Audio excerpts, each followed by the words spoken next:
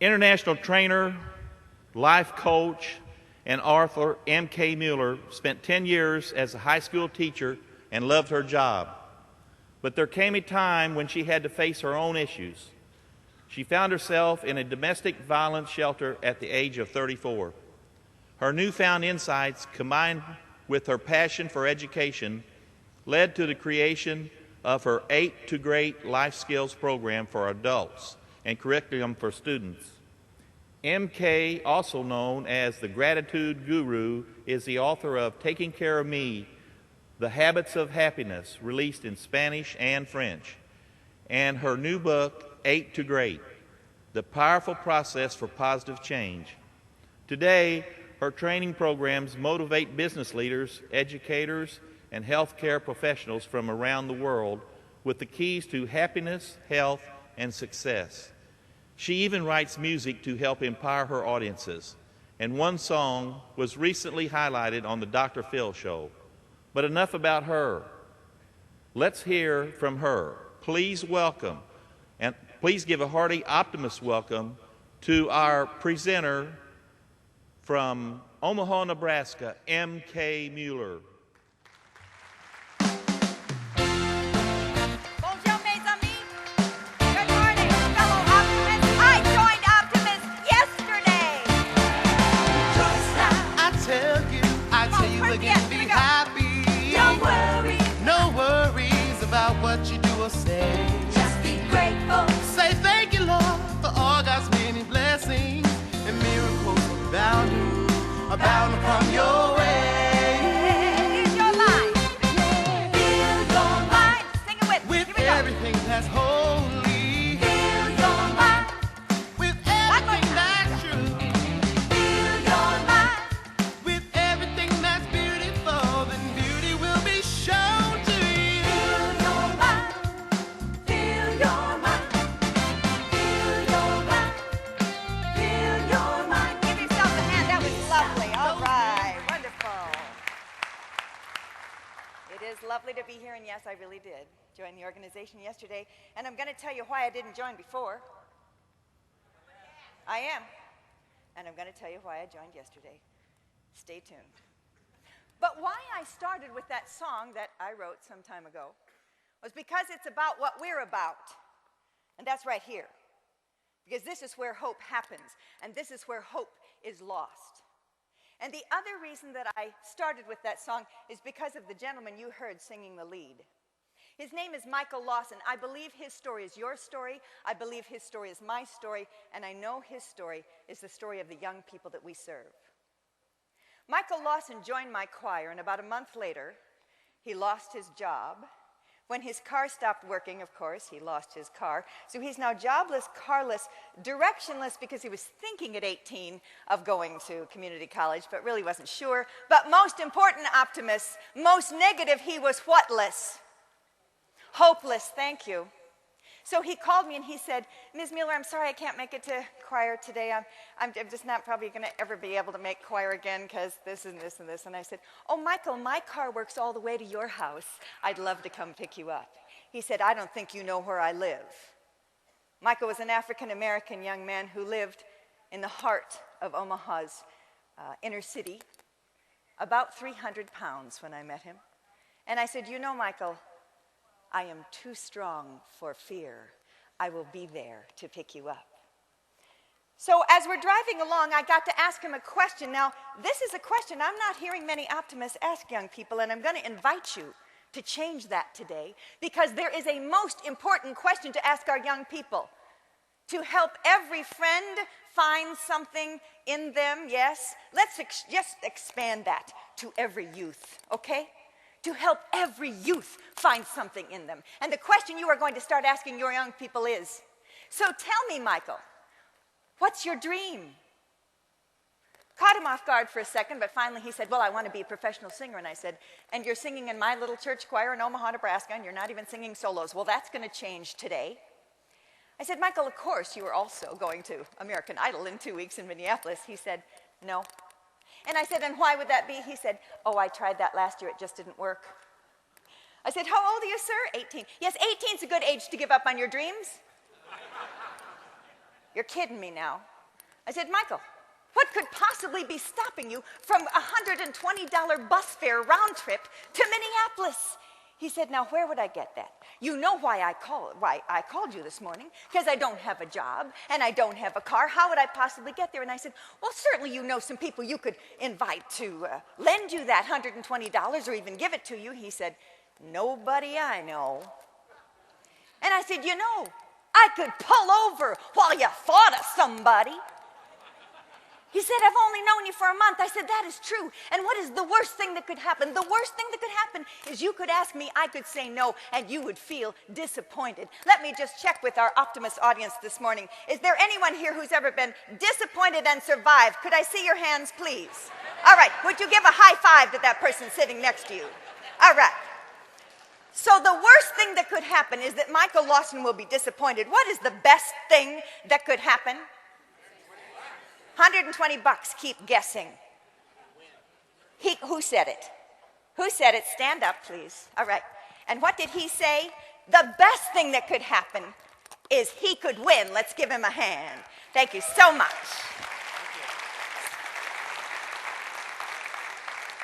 So when you weigh those two odds, let's see, feel a little disappointed, win American Idol, it's not very balanced.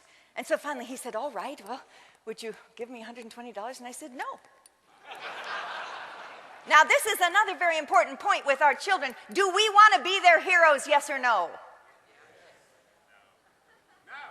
We want them to find the hero within. I needed him to know that he could earn that $120. And so what I did was I was speaking at a restaurant the next evening in front of a whole bunch of investors, and I said, you stand in front of that restaurant and hand out flyers and say, I'll sing for you if you help me get to, yes? Well, people kind of walked a wide swath around Michael as they got out of that restaurant. Again, good thing there weren't any optimists there because we're too strong for fear. At any rate, he only got $25 that night, but my choir took up a little collection and he was just fine. So he went off to Minneapolis. Dear ones, there were 7,647 people in that Coliseum when he arrived. I got a phone call that morning at 5:30. Hi, Ms. Mueller, I'm sorry, I know even God isn't up at this hour, but I just needed you to tell me that stuff that you tell people. Michael, why are you there? Why are you there? To claim what's mine. I said, then go do it, dear one. I believe in you. And that's all kids are asking for today, you know, is one person, because I guarantee you there was no one in his family who didn't think he was crazy for going. But we have one person who believes in us, and we can be that person for so many young people. And surely enough, he went and auditioned. 7,647 folks. 16 of them went to Hollywood. Let's give a hand for Michael Lawson, who was among them. Woo!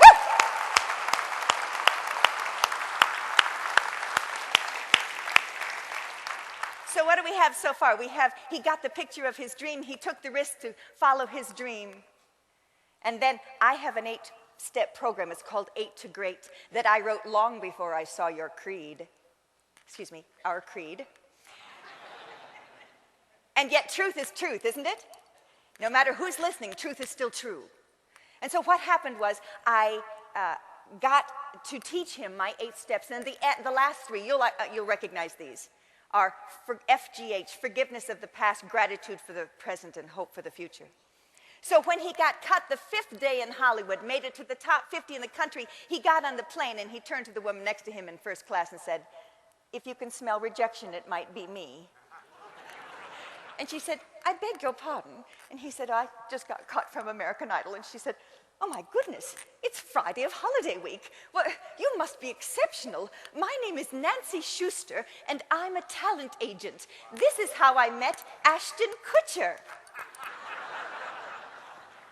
Before he got off the plane, because he stayed in F, G, and H, forgiveness, gratitude, and he had a $10,000 scholarship to go to an acting camp for 3 months, at the end of which he was taken to New York City to compete against all the rest of the talent all over the country. At the end of that incredible national competition, He won 7 awards, including Top Male Vocalist of 2007, Top Duo Vocals of 2007, and Top Entertainer of 2007. He's been in 6 films since then and is on 2 CDs, one of which is mine, One More Hand from Michael Lawson.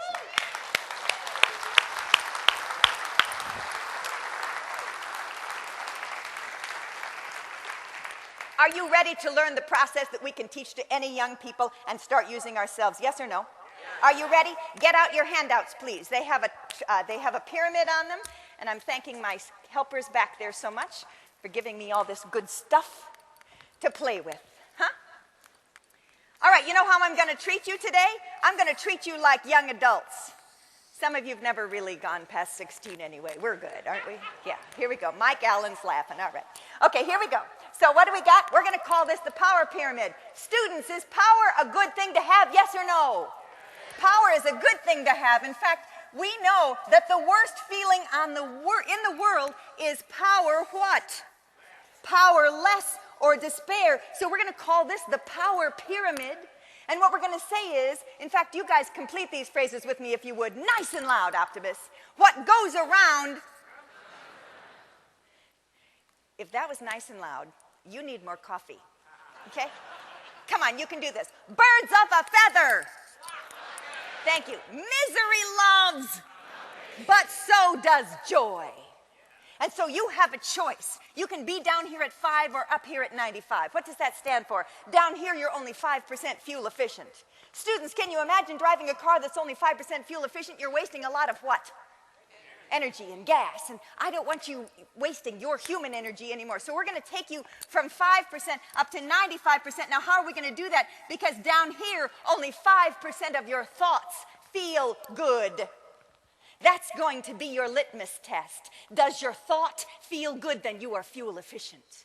Did anyone walk into this auditorium today with something they could, if they wanted to, worry about or complain about? Could I see those hands, please? Everyone in the room who has something they could, if they wanted to, worry about. I don't see those hands yet. Come on, let's be honest with ourselves. Thank you, if you wanted to. Now let's do one more question. Did anyone walk in here with something you could, if you wanted to, be grateful for? Could I see those hands, please? All right. So the question is not, is it out there? The question is what you are choosing to focus on. And we all have friends who, when it's raining, say, oh my gosh, did you see the weather? And when it's sunny, they say, oh my gosh, did you see the forecast? We all have friends that do that, yes? Dear ones, I'm challenging you. I'm going to tell you right now why I didn't join Optimist before yesterday. First of all, because everybody that asked me if I would join, I said, I can't make the lunches, and they said, oh, okay, and walked away. The second reason, you're not going to like this, but please remember, pain is required and suffering is optional. The second reason is I couldn't tell your meetings from any other meetings I spoke at. They were no different from Kiwanis. They were no different from Rotary. People came in and talked about the economy in the same way. Do you hear me, Optimist International? Now, what's going to happen when we really live that creed, and when people drop their pessimism at the door, and when we stop talking about serious problems and talk about serious opportunities? What is going to happen? We will be beating them away with a stick. I'm so sorry. There's no more room. You're going to have to start your own club. Here's my business card. All right? Now, I am serious. How can I say this? Because the young people I've been teaching this to, we are in 12 states with 8 to grade. Do you know what they say about my program? It should be required for high school graduation. Have you ever heard students say that about a course before? You have not. Students, young adults, are hungry for this. And does Optimist need more young adults, yes or no? Thank you. So the way you're going to do that is you're going to be different. We are going to be different. Definition of insanity, according to Einstein, doing what you've always done and expecting what? A different result. So I am calling on all of you who think of yourselves as young in this room. Do something different.